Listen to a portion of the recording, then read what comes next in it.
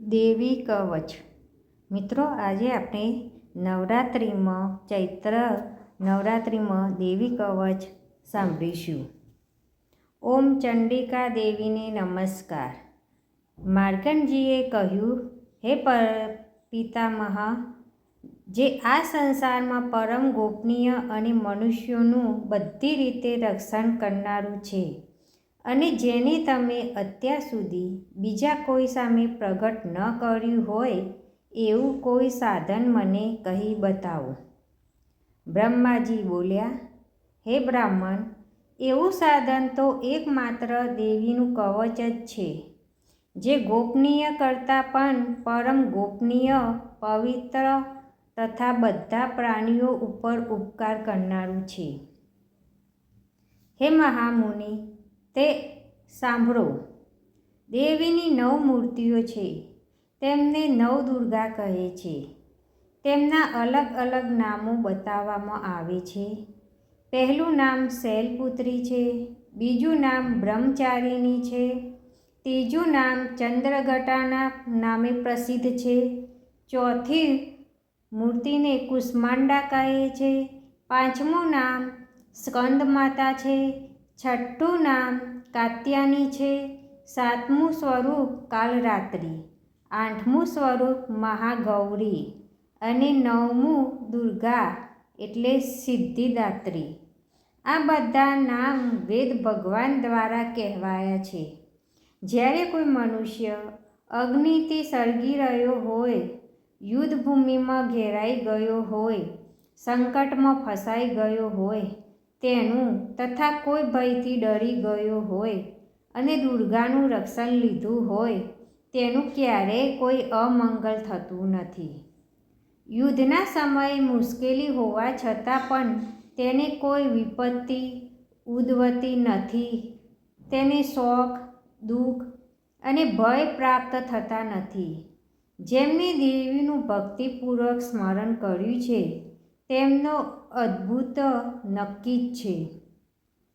હે દેવી, જેઓ તમારું ચિંતન કરે છે તેમનું તમે ચોક્કસ કલ્યાણ કરો છો, રક્ષણ કરો છો. ચામુંડા દેવી પ્રેત ઉપર આરૂઢ થયેલા હોય છે અને વારાહી પાડા ઉપર સવારી કરે છે. ઐન્દ્રિયનું વાહન ઐરાવત હાથી છે.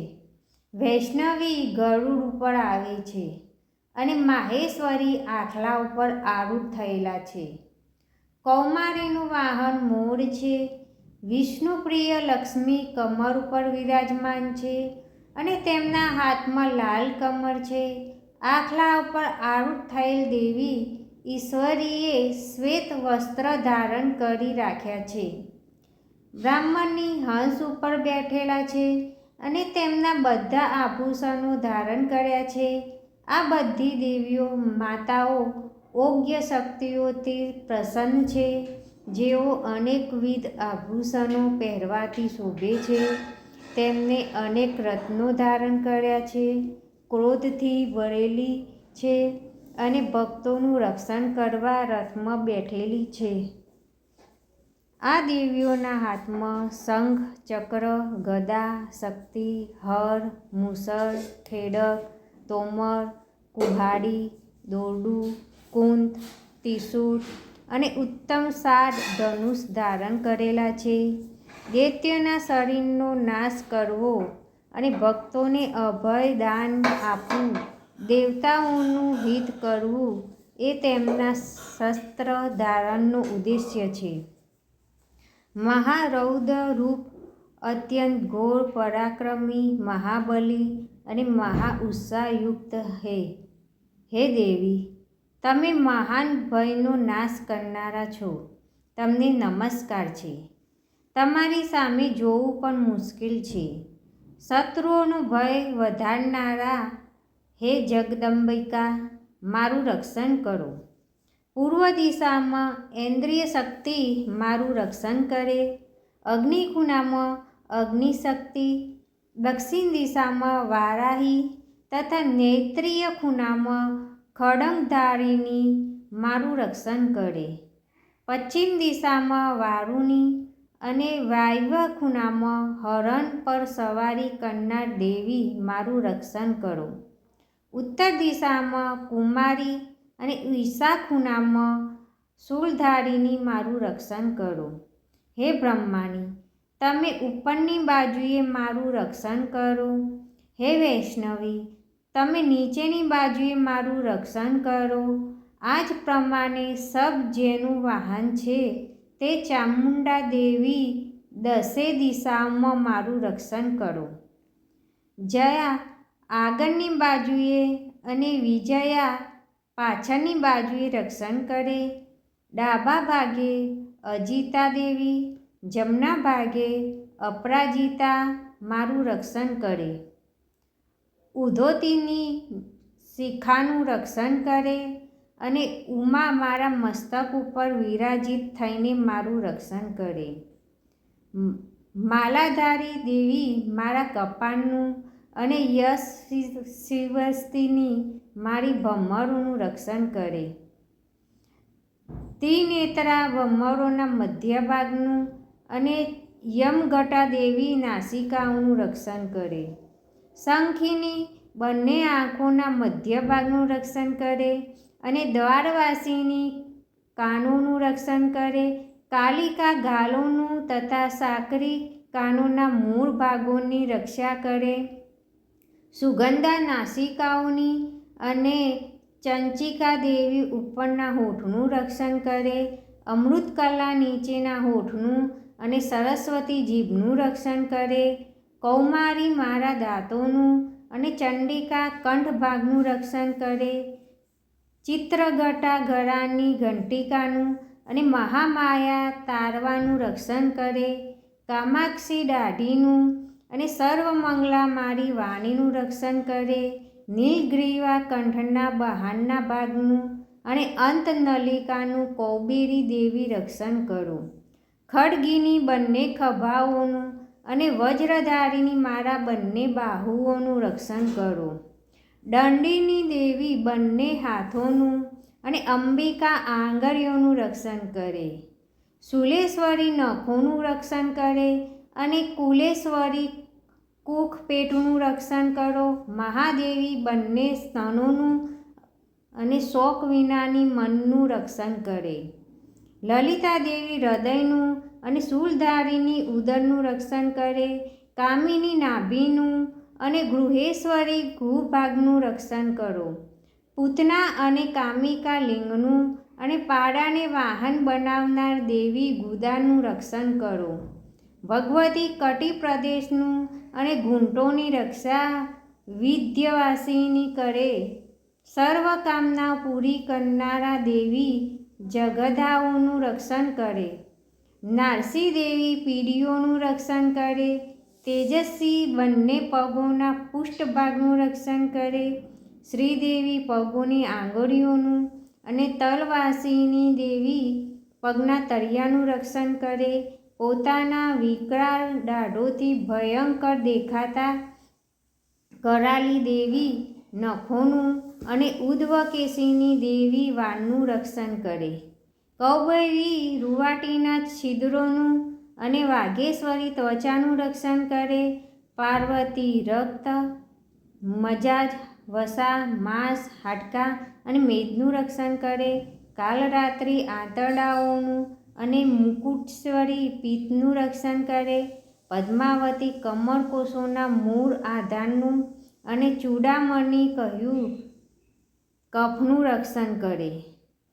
જ્વાળામુખી નખોના તેજનું અને અભેદા સમસ્ત સાધાઓનું રક્ષણ કરે. હે બ્રહ્માની, તમે મારા વીર્યનું રક્ષણ કરો. હે સત્રેશ્વરી, મારી છાયાનું રક્ષણ કરો. હે ધર્મધારિણી, મારા અહંકાર, મન અને બુદ્ધિનું રક્ષણ કરો. હે વજ્ર ધારણ કરનાર દેવી, મારા પ્રાણ, અપાન, વ્યાન, ઉદાન અને સમાનનું રક્ષણ કરો. કલ્યાણથી શોભતા હે દેવી, મારા પ્રાણનું રક્ષણ કરો. યોગિની દેવી, રસ, રૂપ, ગંધ, શબ્દ અને સ્પર્શનું અને હે નારાયણી, તમે મારા સત્વ, રજ અને તમોગુણનું રક્ષણ કરો. વારાહી આયુષ્યનું રક્ષણ કરે, વૈષ્ણવી ધર્મનું રક્ષણ કરે તથા ચક્ર ધારણ કરનાર દેવી યશ અને કીર્તિ, લક્ષ્મી અને ધનનું તેજ, વિદ્યાનું રક્ષણ કરો. હે ઇન્દ્રાણી, તમે મારા ગોત્રનું રક્ષણ કરો. હે ભૈરવી, પત્નીનું રક્ષણ કરો. હે ચંડિકા, મારા પશુઓનું રક્ષણ કરો. હે મહાલક્ષ્મી, પુત્રોનું, સંતાનોનું રક્ષણ કરો. હે સુપથા દેવી, મારા પથનું અને સેમકરી દેવી, મારા માર્ગનું રક્ષણ કરે. હે મહાલક્ષ્મી, રાજદારી કાર્યમાં મારું રક્ષણ કરો તથા સર્વ બાજુએ રહેલા વિજયા ચારે બાજુ રહીને રક્ષણ કરો. હે દેવી, જે સ્થાન કવચમાં કહેવાયું નથી અને તેથી રક્ષણ વિનાનું છે તે બધા સ્થાનો તમારા વડે સુરક્ષિત થાય, કારણ કે તમે વિજયાશાલિની અને પાપનાશિની છો. મનુષ્ય પોતાના શરીરનું ભલું ઈચ્છતો હોય તો તેને કવચનો પાઠ કર્યા વિના એક ડગલું પણ ભરવું નહીં. કવચનો પાઠ કરીને યાત્રા કરવી. કવચના પાઠથી બધી બાજુથી સુરક્ષિત થયેલો મનુષ્ય જ્યાં જ્યાં જાય છે ત્યાં ત્યાં તેને ધન લાભ થાય છે તથા સઘળી કામનાઓ પર વિજય પ્રાપ્ત થાય છે. તે જે અભિષ્ટ વસ્તુનું ચિંતન કરે છે તેને તે અચૂકપણે પ્રાપ્ત કરી લે છે. તે મનુષ્ય આ પૃથ્વી ઉપર અતુલ ઐશ્વર્ય પામે છે. કવચથી રક્ષાયેલો મનુષ્ય નિર્ભર થઈ જાય છે. યુદ્ધમાં તેનો પરાજય થતો નથી તથા તે ત્રણેય લોકમાં પૂજનીય બને છે. આ દેવી કવચ દેવતાઓને પણ દુર્લભ છે. જે આ કવચનો દરરોજ 3 સંધ્યાએ શ્રદ્ધાપૂર્વક પાઠ કરે છે તેને દૈવીય કલા પ્રાપ્ત થાય છે તથા ત્રણેય લોકમાં પરાજિત થતો નથી. એટલું જ નહીં, પણ તે અપમૃત્યુથી રહિત થઈને 100 કરતાં પણ વધુ વર્ષ જીવે છે.